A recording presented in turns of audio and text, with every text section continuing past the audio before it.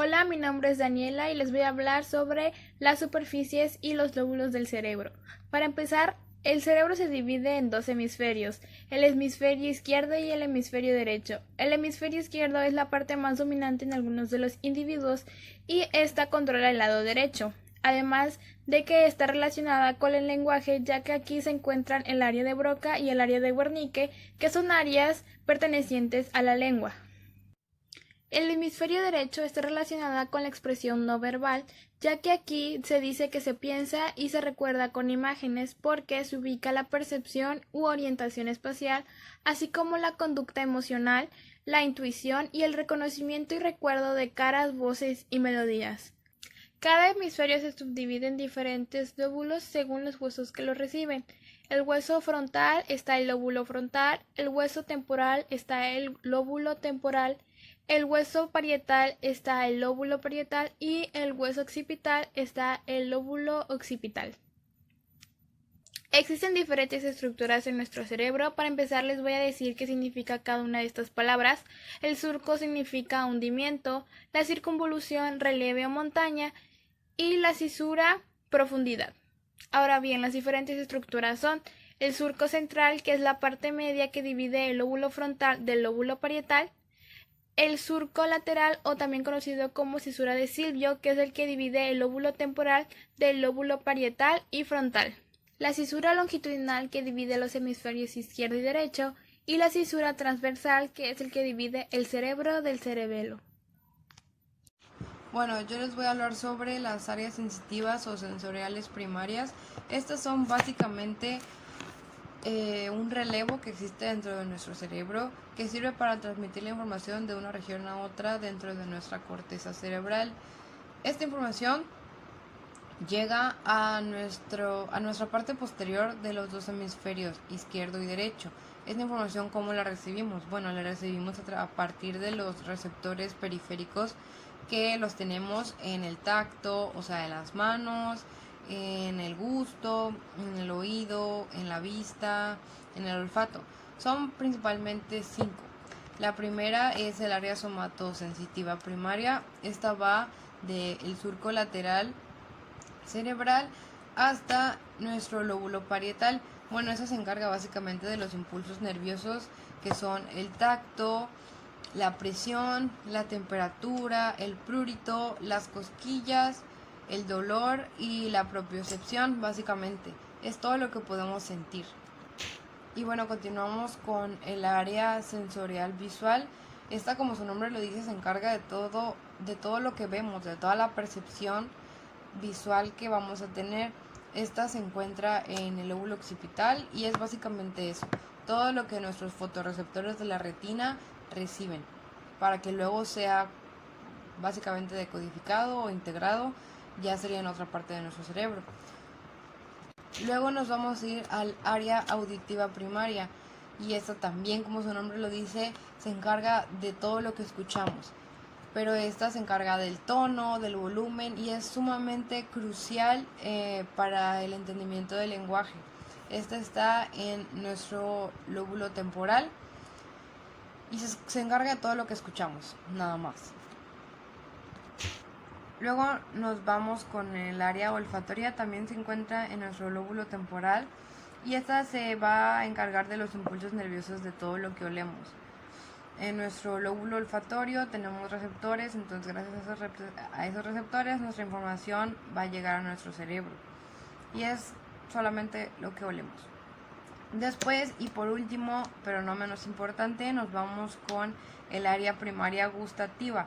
Esta se encarga de determinar los sabores que consumimos, si está algo muy amargo, si está algo muy salado. Básicamente gracias a la información que va a ser integrada después, nosotros vamos a determinar y a discriminar el sabor que estamos ingiriendo.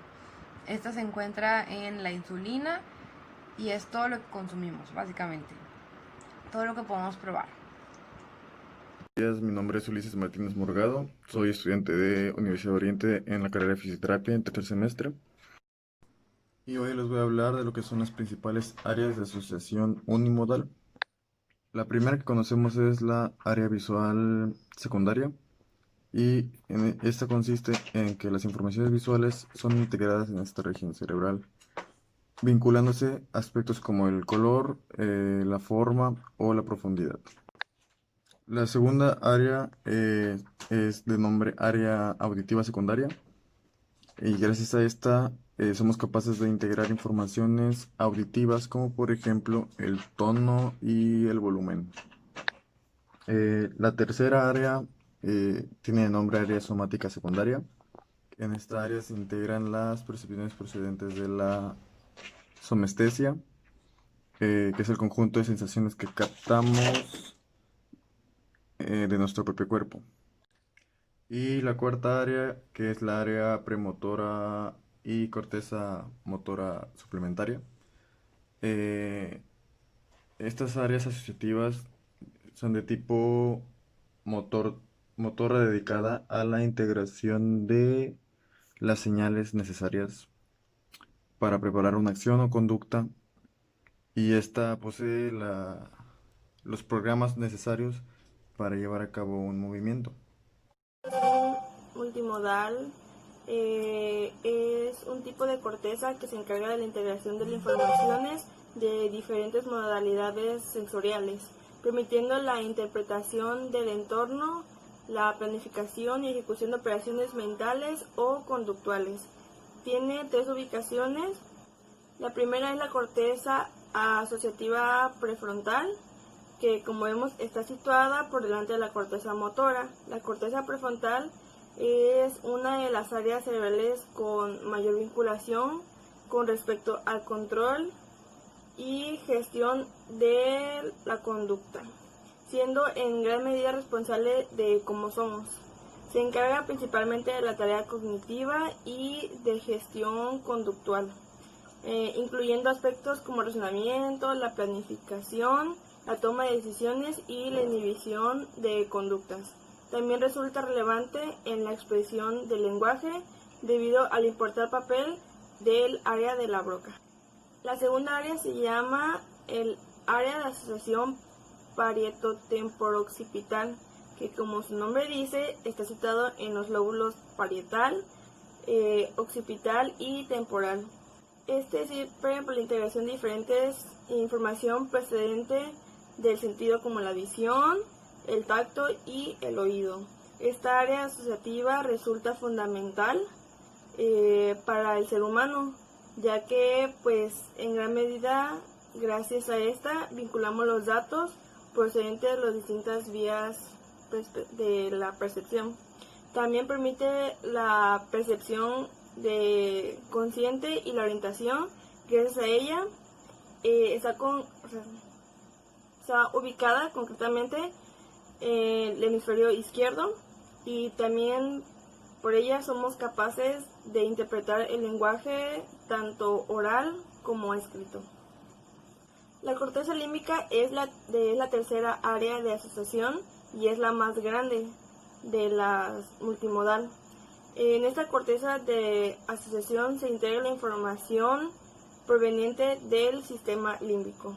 Permite comprender nuestras emociones y asociarlas a aspectos concretos de la realidad, así como la vinculación de esta con los recuerdos.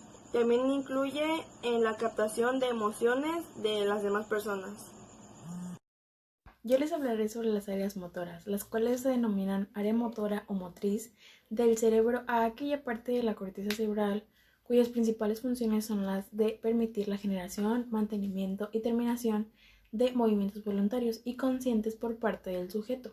Esta región cerebral se encuentra localizada en la parte superior y rostral del encéfalo, en la parte posterior del lóbulo frontal, situada justo antes de la cisura central o de Rolando, y del área somatosensorial. Es en esta área donde se representa el homúnculo motor de Penfield, que es la representación que indica las partes de la corteza centradas en el movimiento de determinados músculos, entre los que destacan algunos especialmente inervados como las manos, la lengua o la cara. Les hablaré de 4 áreas diferentes, las cuales son la corteza motora primaria, que es M1 o área 4 de Brodmann, que es la responsable de la generación de los impulsos neuronales que controlan la ejecución del movimiento. La segunda, que es la corteza premotora o PM, que es la encargada de guiar los movimientos y el control de los músculos.